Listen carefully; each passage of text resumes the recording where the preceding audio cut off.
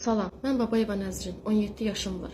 Son zamanlarda sosial şəbəkələrdə yayılan bu yalan məlumatlar barəsində daha doğru, daha geniş danışmaq istəyirəm. Mən 17.06.2025-ci il tarixində Turab Tahirov Əlqanoğlu ilə bərabər öz rızamla, öz istəyimlə, heç bir zorakılıq, heç bir məcburiyyət olmadan, heç bir təhdid olmadan öz istəyimlə gəlmişəm. Sadəcə niyyətimiz xoşbəxt olmaqdır, ailə qurmaqdır, evlənməkdir. Burada heç bir zorakılıq görmürəm. Çünki heç bir zorakılıq yoxdur. Sadəcə öz rızamla gəlmişəm və gəldiyimə də peşman deyiləm. Çox xoşbəxtəm, yaxşı işdə gəlmişəm. Mən Turab Tahirovla bərabər çox xoşbəxtəm. Xahiş olunur, mənim bu sözlərimi nəzərə alın.